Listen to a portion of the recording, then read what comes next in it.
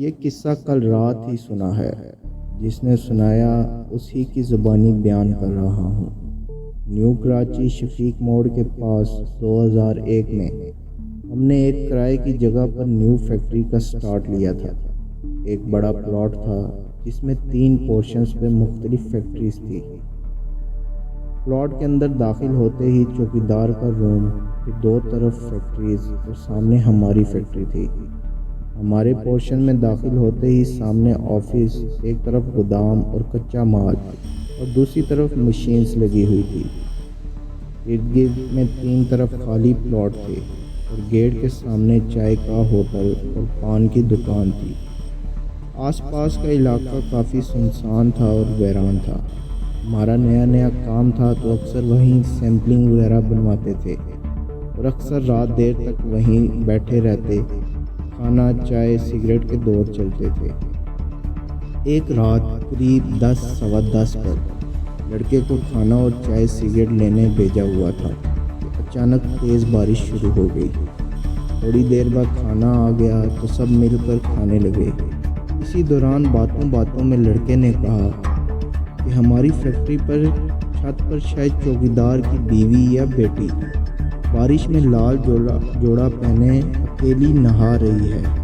ہم نے اس سے کہا زیادہ مت دیکھنا، کہ پٹھان اپنی عورتوں کے بارے میں کافی سخت ہوتے ہیں، کچھ غلط سمجھ لیا تو تجھے یہیں مار مور کر کسی خالی پلاٹ میں دفنا دیں گے۔ کھانے وغیرہ سے فارغ ہوئے تو بارش بھی رک گئی۔ ہم سب گھر کے لیے نکلنے لگے۔ نکلتے ہوئے گیٹ سے دانستہ طور پر نظر وہیں چھت پر گئی تو وہاں اس وقت بھی کوئی لال چادر یا دوپٹہ اوڑھے بیٹھا ہوا تھا۔ 2-3 دن گزر گئے، بات آئی گئی ہو گئی۔ پھر ایک دن اچانک دن کے وقت تیز بارش شروع ہو گئی۔ ہمارے پورشن میں گودام والی طرف چھت سے پانی آنے لگا تو ہم نے جلدی لوڈر سے مال سائیڈ میں کروایا اور لڑکے کو چوکیدار کے پاس بھیجا کہ اوپر چھت سے پانی آ رہا ہے تو ہم کو اوپر جا کے پلاسٹک بچھانا ہے تاکہ پانی اندر نہ آئے۔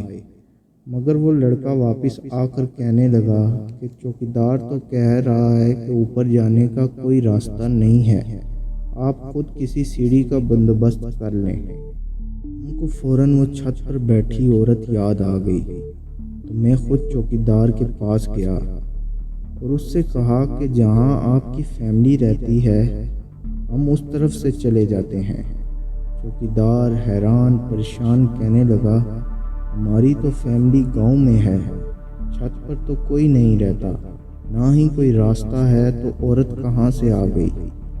چوکیدار نے بتایا کہ اوپر چھت کا راستہ نہیں ہے اور نہ کوئی رہتا۔ یہ سن کر ہم خوفزدہ تو ہوئے مگر بارش کا پانی چھت سے آ رہا تھا، اس کو روکنا بھی تھا۔ برابر والے پورشن والوں سے سیڑھی دے کر لڑکوں کو بھیجا کہ چھت پر خیال سے جا کر پلاسٹک شیٹ بچھا آؤ۔ وہ اوپر گئے اور واپس آ کر بتایا کہ چھت پر کچھ کچرا تھا جس سے پانی جمع ہو کر نیچے والی فیکٹری میں آ رہا تھا۔ وہ دن تو خیریت سے گزر گیا مگر جس عورت کو لال لباس میں دیکھا تھا اس نے دوسرے دن صبح ہی اپنا اثر دکھانا شروع کر دیا۔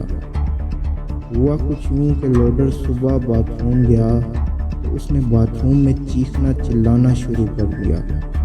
ہم سب وہاں گئے تو دروازہ اندر سے بند کر کے وہ زور سے چیخ رہا تھا کہ وہ عورت باتھ روم کے باہر کھڑی اسے گھور رہی ہے۔ ہم نے اسے بتایا کہ کوئی نہیں ہے، تم باہر آ جاؤ۔ اس نے باہر آ کر بتایا کہ دروازہ بند ہونے کے باوجود اسے محسوس ہوا بلکہ اسے نظر آیا کہ وہ عورت اسے دیکھ رہی ہے۔ اس کا پورا جسم سن ہو گیا تھا، وہ ہل بھی نہیں پا رہا تھا۔ پھر شام کو پھر کسی کو محسوس ہوا جیسے اسے سرد ہوا چھو کر گزر گئی ہو۔ میں مشین کے پاس کھڑا تھا، مجھے صاف نظر آیا کہ وہ عورت میرے پیچھے کھڑی ہے اور مجھے بھی جھرجھری سی آ گئی۔ جیسے تیسے وہ دن گزرا تو اگلے دن معاملہ زیادہ خطرناک ہو گیا۔ ایک اور لوڈر گودام میں گیا تو اس نے کسی کو اپنے اوپر چھلانگ لگاتے دیکھا۔ ڈر کر پیچھے ہوا تو لوڈنگ کی ٹرالی سے ٹکرا کر اپنا سر پھاڑ بیٹھا۔ اسے کلینک سمجھا کر بھیجا کہ کچھ الٹی بات نہ کرے ورنہ لوگ مذاق بنائیں گے، پھر گھر چلا جائے۔ اب معاملہ زیادہ خراب تھا تو ہم نے بھی فیکٹری بند کی اور جس بروکر سے یہ جگہ لی تھی اس کے آفس پہنچ گئے۔ اسے سارا قصہ سنایا کہ اب یہاں کام کرنا مشکل ہے، مشینز وغیرہ کہیں اور شفٹنگ کرنا آسان بھی نہیں اور خرچہ بھی کافی ہو جائے گا۔ بروکر نے توقع کے برعکس بات توجہ سے سنی اور کہا، مجھے اس بارے میں کچھ معلوم ہے مگر کبھی کسی پر ایسا حملہ وغیرہ نہیں ہوا۔ ہم اس سے صبا سینما کے پاس ایک اور جگہ کی بات کی، پھر اس لڑکی کے بھوت یا روح کی کہانی جو اس نے 4-5 سال قبل سنی تھی وہ بتائی کہ ہماری فیکٹری کے پلاٹ کے پیچھے خالی پلاٹ میں کچھ لوگ شام کے وقت ٹرکوں سے اسمگل شدہ مال اور شراب وغیرہ کاروں میں بھر کر منتقل کرتے تھے۔ ایک روز اس پلاٹ کے سامنے کچی آبادی سے ایک لڑکا جس کی 2 روز بعد شادی تھی، وہ اپنے دوست کے ساتھ حجام کے پاس بال بنوانے نکلا تو ان گاڑیوں میں سے کسی ایک کار نے اسے ٹکر مار دی۔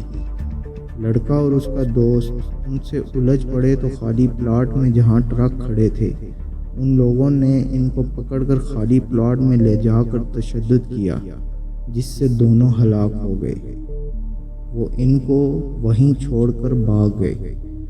لڑکوں کے گھر والوں نے 2 دنوں تک انہیں ڈھونڈتے رہے، پھر ان کی لاشیں وہیں سے ملی۔ ایک خبر سن کر دلہن کا بھی ہارٹ فیل ہو گیا۔ کہتے ہیں یہ وہی لڑکی ہے جو ان تینوں پلاٹس کے اطراف میں اپنے دھولے کے قاتلوں کو ڈھونڈتی پھرتی ہے۔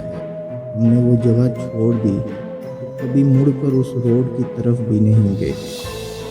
کہانی پسند آئی ہو چینل کو ضرور سبسکرائب کیجیے۔